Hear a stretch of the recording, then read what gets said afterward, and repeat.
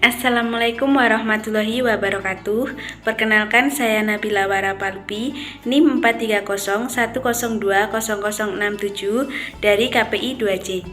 Di video kali ini saya akan menjelaskan dan meringkas tentang isi buku yang saya baca, yaitu buku fikih yang berjudul Sejarah Perkembangan Fikih.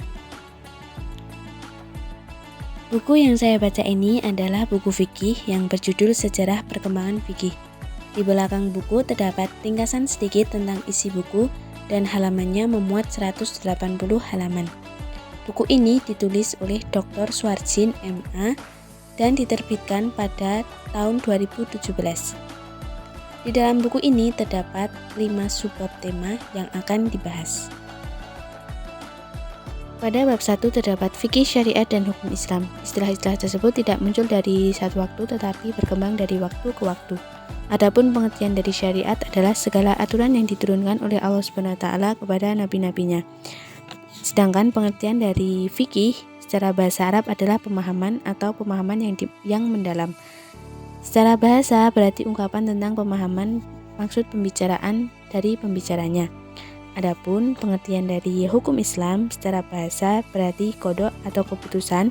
Dalam pengertian umum, hukum diartikan sebagai seperangkat aturan tentang tingkah laku manusia yang diakui sekelompok masyarakat, disusun orang-orang yang diberi wewenang oleh masyarakat itu, berlaku mengikat untuk seluruh anggotanya. Maka yang dimaksud adalah hukum-hukum yang bersumber dari ajaran Islam, yaitu wahyu.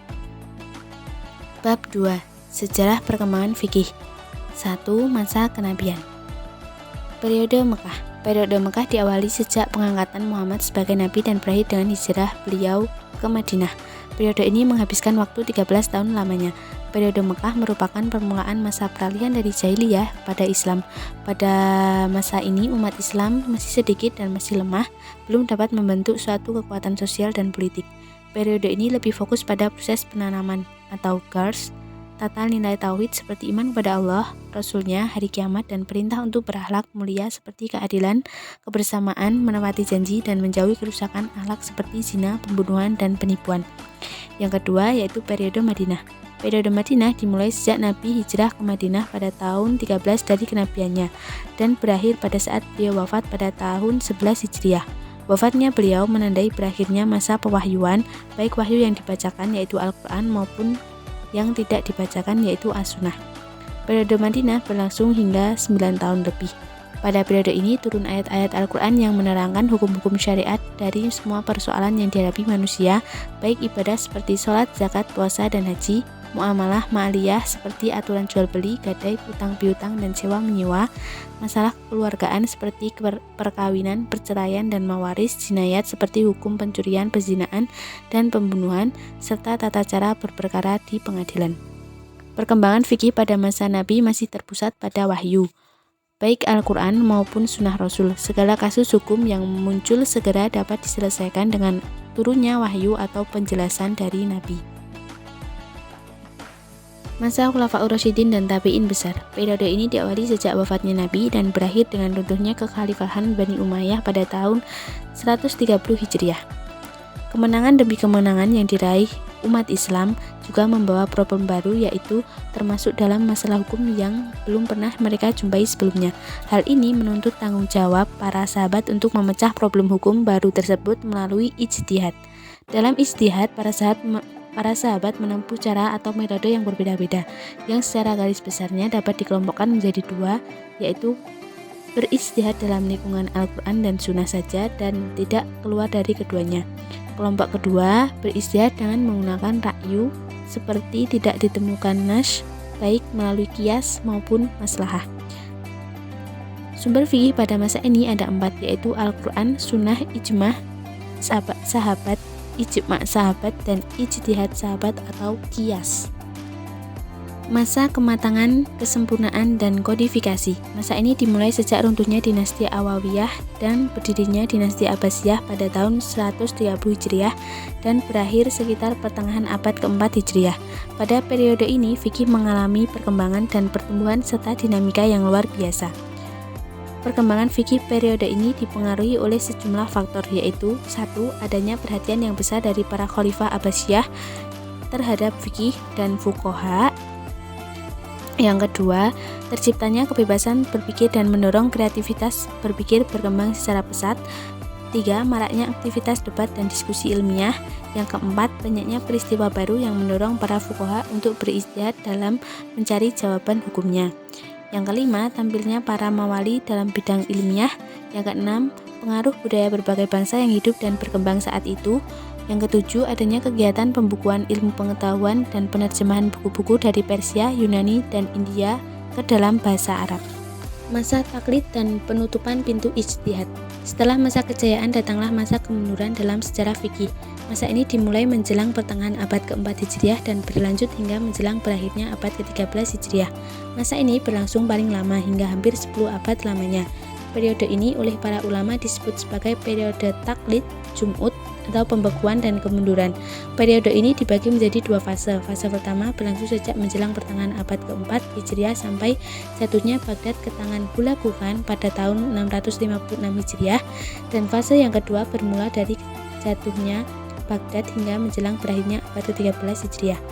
Pembekuan dan kemunduran fikih pada fase ini dipengaruhi oleh beberapa hal, yaitu 1. Kekacauan politik yang melanda negara-negara Islam. 2. Kesibukan para penguasa negara Islam. 3. Melemahnya kekuatan politik serta hilangnya kemandirian politik negara. Yang keempat, menguatnya semangat bertaklid akibat menurunnya kemandirian ijtihad. Adapun 4 faktor utama yang menyuburkan taklid pada fase ini adalah 1. Pembukuan mazhab-mazhab fikih yang telah ada. 2. Munculnya fanatisme mazhab.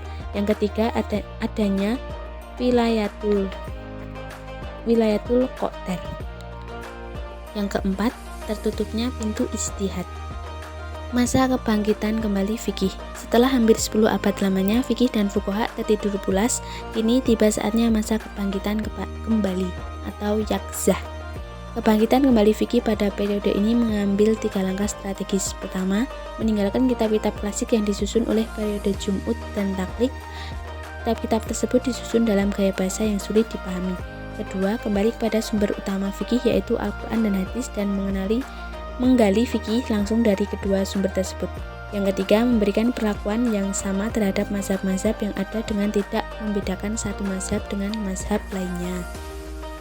Bab 3. Mazhab-mazhab fikih. Pengertian mazhab. Kata mazhab merupakan bentuk masdar dari kata madhabu yang berarti pergi. Kata mazhab juga bermakna ar-ra'yu yang berarti pendapat. Adapun macam-macam mazhab. Mazhab jamaiyah ialah mazhab yang terbentuk oleh satu orang imam dan usaha murid-muridnya. Mazhab ini terbentuk dari pendapat-pendapat seorang imam mazhab dan pendapat-pendapat hasil ijtihad para murid dalam masalah-masalah yang belum diijtihadkan oleh imam mereka atau sudah diijtihadkan tetapi terdapat perbedaan cara pandang. Yang termasuk dalam mazhab ini adalah mazhab Hanafi, Maliki, Syafi'i, dan Hambali. Adapun mazhab fardiyah ialah mazhab yang terbentuk oleh satu orang faqih saja. Artinya pendapat-pendapat yang terdapat dalam mazhab ini hanya pendapat satu orang faqih, yaitu ahli fikih, dan tidak terdapat pendapat orang lain. Mazhab-mazhab ini telah mengalami kepunahan karena tidak ada murid yang membukukan dan menyebarluaskan mazhab ini. Yang termasuk dalam mazhab ini adalah mazhab Ibnu Abbas, Ibnu Mas'ud, Umar bin Khattab, Sa'id bin Musayyab, dan Ibrahim an-Nakhai. Dari segi teologi yang dianut, mazhab terbagi menjadi mazhab Sunni dan mazhab Syiah. Mazhab Sunni ialah mazhab yang dibangun oleh para ulama yang dalam bidang akidah menganut paham Ahlussunnah wal Jamaah. Sedangkan mazhab Syiah ialah mazhab fikih yang dibangun oleh para ulama yang dalam bidang teologi menganut paham Syiah. Mazhab-mazhab Sunni dan masyhur. Sepanjang sejarah perkembangan fikih, bermunculan mazhab-mazhab fikih yang cukup banyak, namun sebagian besar mazhab tersebut mengalami kepunahan dan tinggal menyisakan 4 mazhab yang masyhur di kalangan Ahlussunnah wal Jamaah yang masih diikuti sampai sekarang. Mazhab-mazhab Sunni yang masih diikuti dan dipertahan adalah mazhab Hanafi. Yang kedua, mazhab Imam Malik bin Anas. Yang ketiga, mazhab Muhammad bin Idris Asy-Syafi'i. Yang keempat, mazhab Imam Ahmad bin Hanbal. Pentingnya bermazhab. Perlu ditegaskan bahwa umat Islam sepakat bahwa Al-Quran adalah sumber pertama dan Sunnah adalah sumber kedua hukum Islam. Para imam mazhab menggali hukum-hukum Allah dari kedua sumber tersebut, ditambah dalil-dalil lain sebagai pelengkap seperti ijma, qiyas, istihsan, maslahah, mursalah, syar'u man qablana, urf, dan lain-lain. Dengan demikian, orang yang mengikuti pendapat imam mazhab berarti secara tidak langsung mengikuti Al-Quran dan Sunnah. Dalam surah An-Nahl ayat 43 dan Al-Anbiya ayat 7, Allah menegaskan, Fas'alu ahla dzikri in kuntum la ta'lamun. Maka bertanyalah kepada orang yang mempunyai pengetahuan jika kamu tidak mengetahui. Pola bermazhab. Ada dua pola bermazhab yang dikenal dalam hukum Islam, yaitu bermazhab secara qauli dan bermazhab secara manhaji. Qauli ialah mengikuti pendapat yang sudah jadi dari seorang imam mazhab atau imam-imam dalam suatu mazhab dalam masalah-masalah furu'iyah yang sudah dibukukan di dalam berbagai kitab kuning atau kitab at-turas. Bermazhab secara manhaji ialah cara penyelesaian masalah keagamaan yang ditempuh dengan mengikuti jalan pikiran dan kaidah penetapan hukum yang telah disusun imam mazhab. Mazhab tak bermazhab. Golongan al-mazhabiyah. Golongan ini menyeru kepada umat Islam tidak terikat oleh mazhab-mazhab fikih yang sudah ada dan mengajak mereka kembali kepada Al-Quran dan Sunnah secara berlangsung. Sikap kita terhadap mazhab. Dalam menyikapi mazhab fikih umat Islam terpecah menjadi dua golongan, ada yang menerima dan ada yang menolak.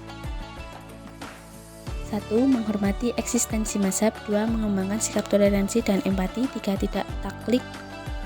Tidak taklid secara membabi buta kepada mazhab tertentu.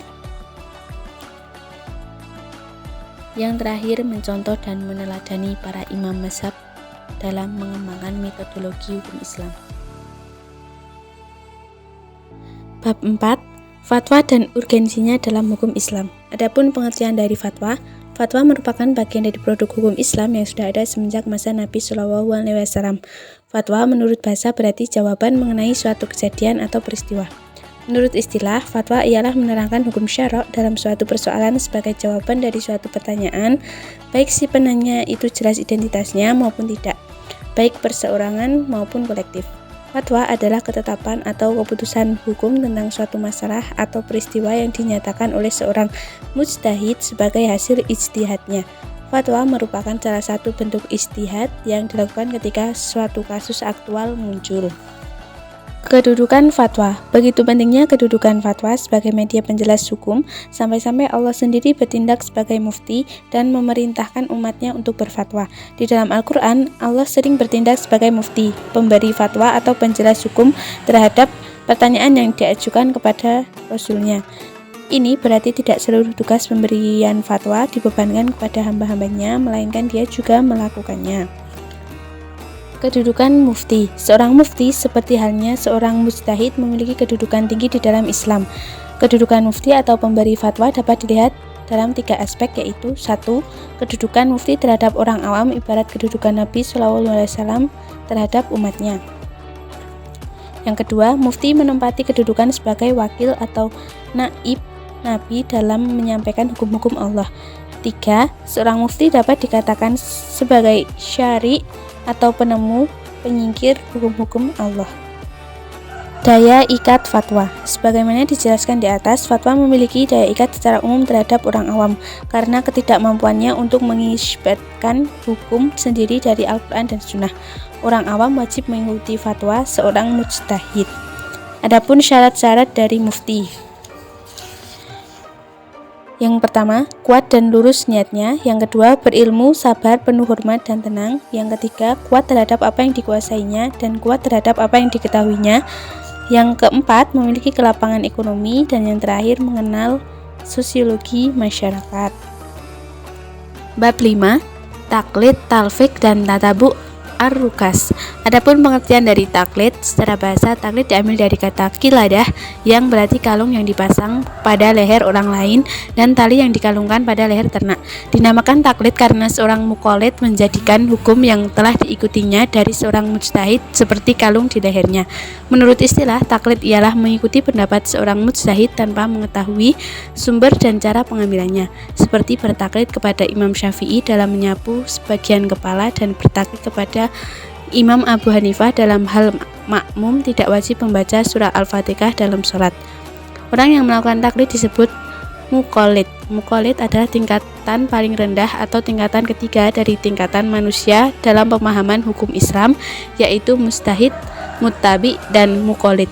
Taklid berbeda dengan ittiba. Ittiba adalah mengikuti jalan atau metode yang ditempuh seorang mujtahid dan mengeluarkan hukum dari dalil melalui jalan atau metode yang ditempuh mujtahid yang diikutinya itu. Hukum bertaklid.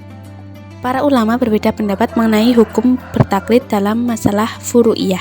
Sekelompok ahli ilmu berpendapat taklid diperbolehkan secara mutlak. Mazhab Imam Malik dan jumhur ulama seseorang tidak boleh bertaklid dan wajib beristihad.